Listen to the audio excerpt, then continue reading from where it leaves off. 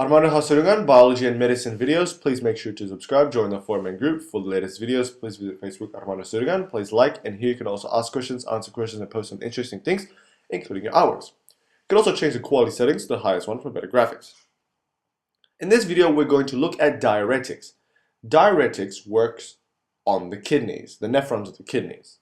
What are diuretics? Well, diuretics are substances that help the body get rid of sodium and water.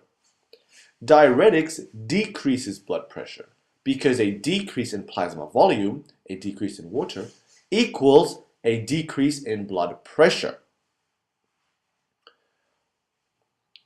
Hopefully the function of diuretics will make sense towards the end of this video.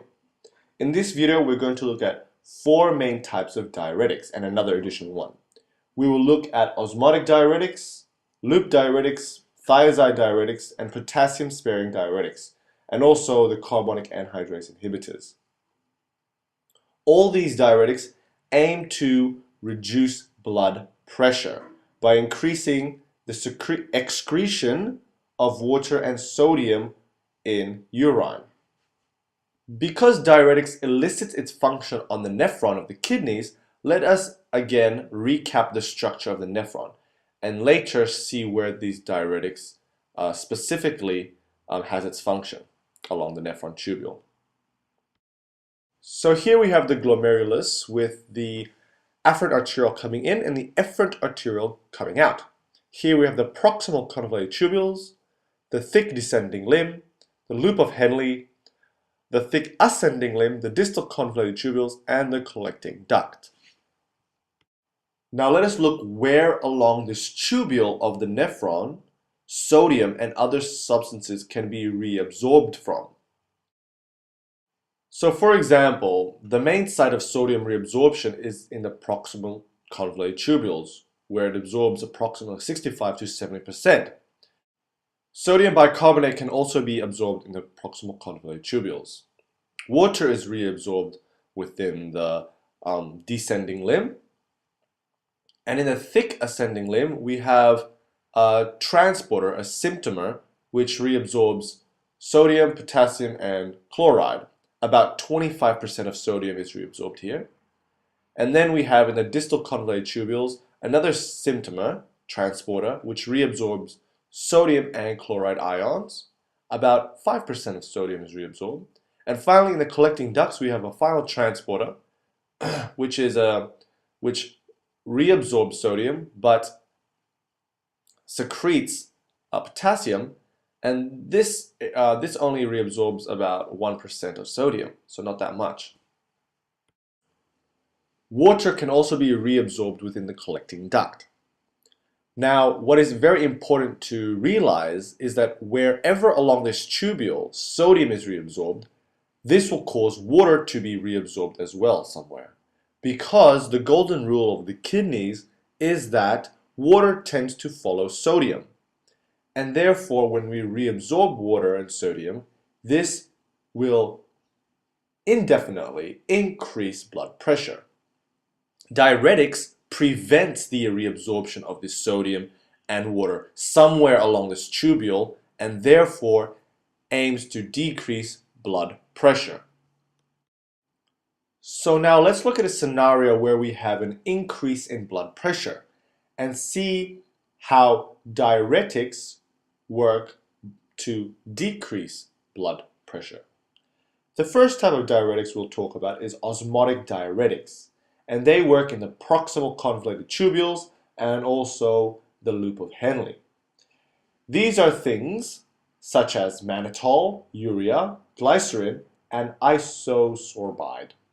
Now, they don't really sound like one of those drugs because really what their main function is that they increase the solute concentration within the tubules and therefore causes water to be retained within the tubules. This is because it follows the osmosis rule, where if we have a higher concentration of solutes within a particular area, more water will tend to go there. So for example, here we have the cells lining the tubule. Here we have the tubule lumen, which is inside the nephron, and then we have the blood, which is outside. In the blood, we have like 2 solutes and 2 waters, for example. But in the tubule lumen, we have many solutes, these red things, which can be mannitol or urea. And therefore, there will be a lot of water. And therefore, water will not be reabsorbed because it has to follow the osmosis rule. Hence the name osmotic diuretics. Osmotic diuretics prevent the reabsorption of water from the tubule into the blood, and therefore it will decrease the blood volume or the plasma volume, and therefore decrease blood pressure. So osmotic diuretics, when taken orally or intravenously, they will enter the bloodstream and they will be freely filtered at the glomerulus and enter the tubule. Their function is to limit the reabsorption of water in the tubule by increasing the osmolality in the renal tubule. Their overall function is that they increase the excretion of sodium, potassium, calcium, magnesium, chloride, bicarbonate, and hydrogen phosphate and water. So the absorption and elimination of these osmotic diuretics, well, for the absorption, mannitol and urea are given intravenously, glycerin and isosorbide are administered orally. And so you'd expect if they're given IV, that's a quick response. Elimination, they have a short duration of activity and are quickly metabolized, and they're eliminated or excreted through the urine. The next type of diuretics we will look at are the loop diuretics, and as a name might suggest, it works at the loop of Henle. Particularly, it works at the thick ascending limb of the loop of Henle. These are the drugs such as furosemide and bumetanide. Easy way is mide and nide. Loop diuretics works on the symptoma on the thick ascending limb of the loop of Henle and thus prevent the sodium reabsorption. Let's have a closer look. Here we have the blood and the tubule lumen. The tubule lumen is inside the nephron.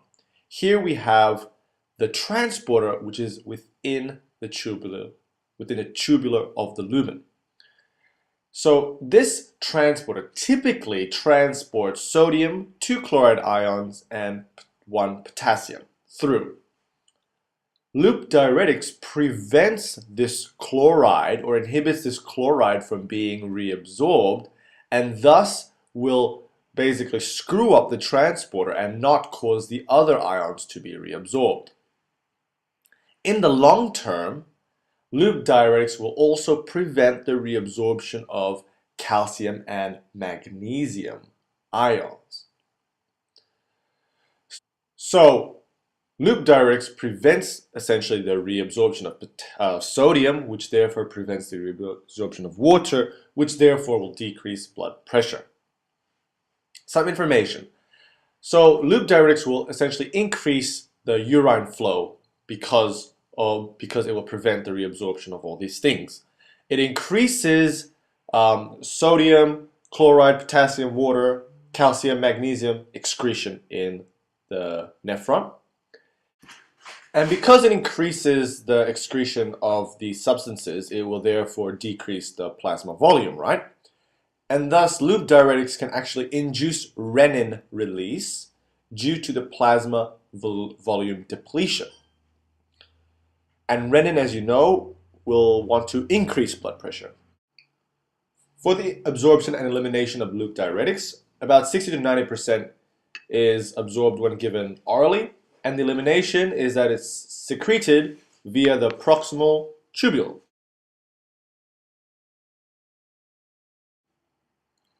So let's look at now the third diuretic, which is the thiazide diuretics. And these work on the distal convoluted tubules, particularly the transporter here, the symptom of sodium and chloride. Thiazide diuretics include names such as hydrochlorothiazide and chlorothiazide. It's very easy to remember this because they all end in thiazide. So let's look at how it works. So here we have the cell, here we have the blood on the outside and the tubular lumen within the inside. Thiazides essentially prevent sodium reabsorption by inhibiting this transporter of sodium and chloride. In the long term, it will actually inhibit the secretion of calcium from the blood to the lumen, but it will promote the secretion of magnesium. So thiazide diuretics, of course, increases the sodium excretion up to 5% of the filtered load, 5% because this transporter only roughly reabsorbs 5%. Thiazide diuretics increases excretion essentially of sodium, chloride, potassium, and water. In the long term, it will decrease the secretion of calcium, but increase the secretion of magnesium. Very interestingly enough, thiazide diuretics increases the reabsorption, not the excretion, but the reabsorption of urea in the proximal convoluted tubules. If we increase the reabsorption of urea, this will increase plasma uric acid levels. And then if we have increased plasma uric acid levels, this might lead to gout, gouty arthritis, where it will accumulate within the joints and cause pain, etc. The fourth major type of diuretics are the potassium-sparing diuretics, and there are two classes of these, you can say, and these work in the distal convoluted tubules, the very end of it, and as well as the collecting ducts. Their major goal is to decrease the reabsorption of sodium, but also prevent the excretion of potassium, hence the name potassium-sparing diuretics. Because if you haven't realized, the other diuretics we looked at, the other three, they cause an increase in excretion of potassium. And that is why potassium-sparing diuretics is used in conjunction with other diuretics to prevent the excretion of potassium. Because sometimes potassium is very important in the body. Actually, potassium is important in the body. So remember, there are two types of potassium-sparing diuretics. Let's look at the first one. These are things such as amiloride and triametrine. And they work on the principal cells of the collecting ducts and the late distal convoluted tubules. Normally, let's look at what happens normally. Normally, sodium is reabsorbed from the lumen of the nephron, and then sodium will then be reabsorbed into the blood through a transporter. This transporter, when it reabsorbs sodium, it excretes potassium. Potassium is then excreted into the tubular lumen. The potassium-sparing diuretics, amiloride and triametrine, essentially inhibits this sodium reabsorption, and thus inhibits sodium reabsorption and as well as inhibit potassium excretion. The other type of potassium-sparing diuretics essentially are aldosterone inhibitors, such as spironolactone, and these work on the transporter within the collecting ducts. They work on the intercalated cells where this transporter is located. So what happens is, normally, again, here we have the tubular lumen, intercalated cells, and the blood. Within the blood, we have the hormone aldosterone, which is secreted by the adrenal glands, the cortex of the adrenal glands. Within the intercalated cells, we have the aldosterone receptor. Aldosterone is a steroid, so thus it will bind to the receptor inside the cell. The receptor will bring the aldosterone into the nucleus, where it will cause the DNA to make mRNA for potassium and sodium pumps. So here we have a sodium and potassium pump. This will go onto the surface of the cell next to the blood and will cause the reabsorption of sodium as well as the excretion of potassium. What aldosterone inhibitors do, such as spironolactone, is that they inhibit this binding of aldosterone with the aldosterone receptor, or inhibits just the formation, and thus inhibit the production of the sodium-potassium PUP, thus prevent the excretion of potassium, as well as the reabsorption of sodium. So overall, these potassium-sparing diuretics, they increase the excretion of sodium chloride and water, and therefore decrease blood pressure. The absorption and elimination of potassium-sparing diuretics, well, the absorption for spironolactone is that they are metabolized by the liver, and they're actually highly protein bound, meaning that they travel within the blood by binding onto a protein, some kind of protein. Elimination is that they are secreted via the proximal convoluted tubules. Finally, there's another type of diuretic, which is essentially the weakest diuretic, and these are the carbonic anhydrase inhibitors. And they work at the proximal convoluted tubules, and they prevent the reabsorption of sodium bicarbonate. As I mentioned, they are the weakest diuretics, and they're used to treat glaucoma, for example. How they work is that they essentially prevent the reabsorption of sodium bicarbonate, which means that it will cause less sodium to be reabsorbed and therefore decrease blood pressure. So I hope you enjoyed this video on diuretics. We learned that diuretics essentially work to decrease blood pressure, and therefore they can be used in cardiovascular to treat cardiovascular diseases where we see most often an increase in blood pressure. Thank you for watching. Bye.